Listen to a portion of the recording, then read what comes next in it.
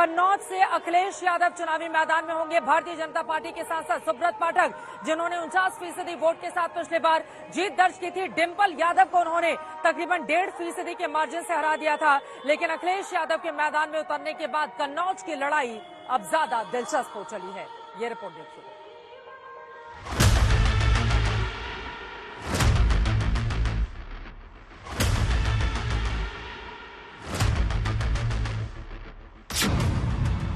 अखिलेश यादव कन्नौज से चुनाव लड़ेंगे।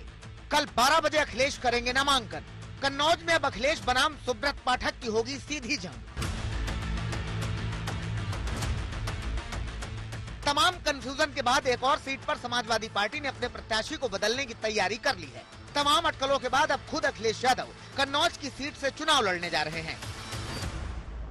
कोई कंफ्यूजन नहीं, कल 12 बजे कन्नौज में अखिलेश यादव नामांकन करेंगे। No confusion. तो इसका मतलब अब ये हो गया कि उनका टिकट नहीं होगा, तेज प्रताप यादव नहीं लड़ेंगे। अखिलेश यादव नामांकन करेंगे।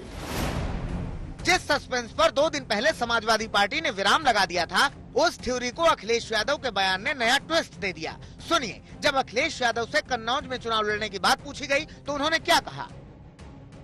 कन्नौज से चुनाव लड़ने की चर्चा है, क्या लगता है कि क्या तेज प्रताप लड़ेंगे या आप भी कहीं से लड़ेंगे? देखिए, जब नॉमिनेशन होगा तो आपको खुद पता लग जाएगा।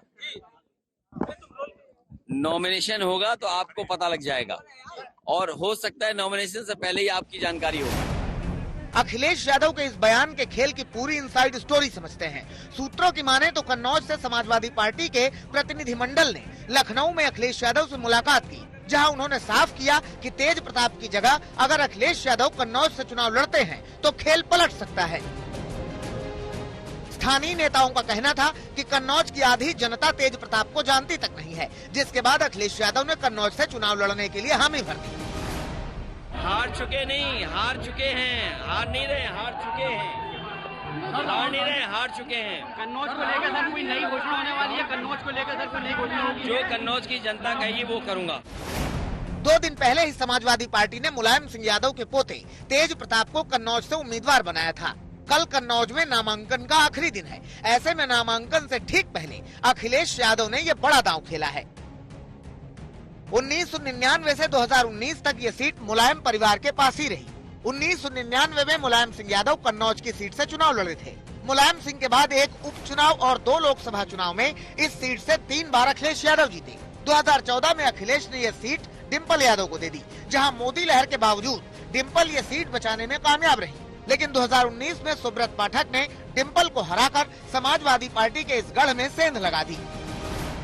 बार बार उनका स्टैंड बदलना इस बात का द्योतक है कि हार के डर से वो बार बार इस प्रकार का काम कर रहे हैं। कन्नौज में भी भारतीय जनता पार्टी ही जीतेगी, प्रचंड बहुमत के साथ जीतेगी।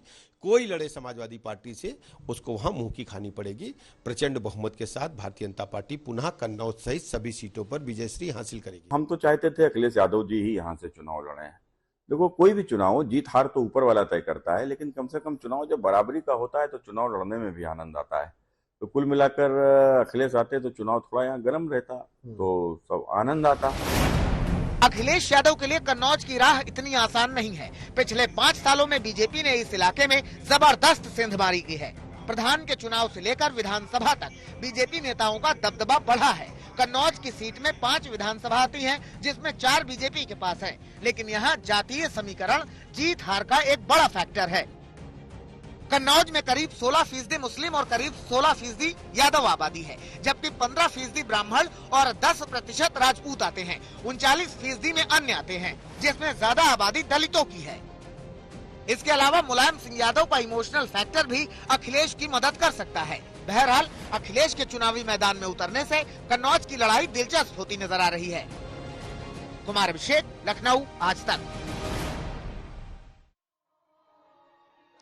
1998 से लगातार समाजवादी पार्टी ने 2014 तक यहां पर अपनी जीत बनाए रखी है, लेकिन उसके बाद उन्हें हार का सामना करना पड़ा था। सुब्रत पाठक से डिंपल यादव हार गई थी। लेकिन कन्नौज से अखिलेश यादव के उतरने के बाद अब किस तरह से आगे जंग और ज्यादा भीषण होगी, कुमार अभिषेक हमारे संवाददाता जुड़ चुके हैं। कुमार, तो कल दोपहर 12 बजे नामांकन करेंगे अखिलेश यादव कन्नौज से, ये पहला सवाल। और इसी से जुड़ा हुआ अगला सवाल, फिर तेज प्रताप यादव के नाम का ऐलान क्यों किया गया? कंफ्यूजन की स्थिति कहां पर बन गई थी कि पहले नाम का ऐलान कर दिया गया तेज प्रताप यादव का, बाद में आया कि नहीं अखिलेश जी खुद ही चुनाव लड़ेंगे कन्नौज से?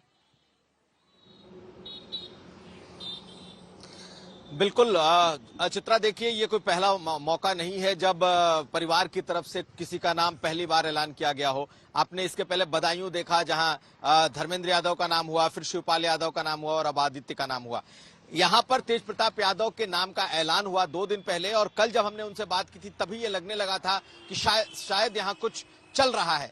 आज जिस तरीके से ऐलान किया है राम गोपाल यादव ने कि कोई कंफ्यूजन नहीं है, कल 12 बजे अखिलेश यादव ही नामांकन करेंगे, इससे साफ हो गया कि समाजवादी पार्टी कम से कम इस गढ़ में, इस कन्नौज की सीट पर कोई रिस्क नहीं लेना चाहती है।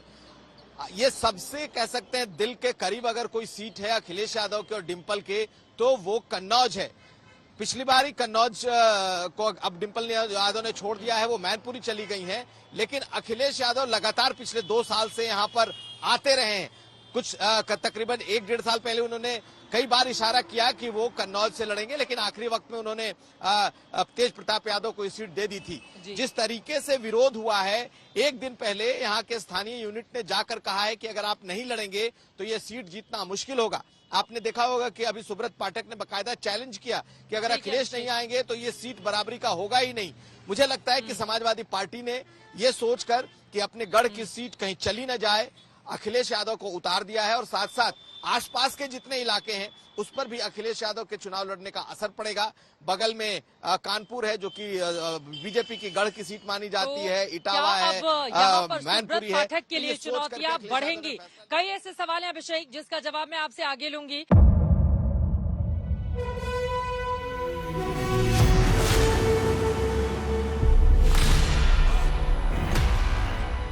मुद्दों का मैदान, जिम्मेदारी लेंगे, तर्कों पर घमासान। क्या बताना चाहते हैं इस देश को? किससे किसकी ठनी, किसने दी किसे पटखनी, क्या सच है जिसको छिपाने की कोशिश? खबरों की दुनिया का सबसे बड़ा अखाड़ा दंगल देखे मेरे यानी चित्रा त्रिपाठी के साथ रोज शाम 5 बजे सिर्फ आज तक पर।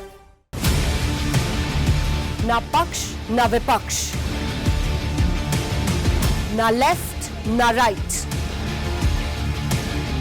ना मिर्च ना मसाला, खबरों का बोलबाला,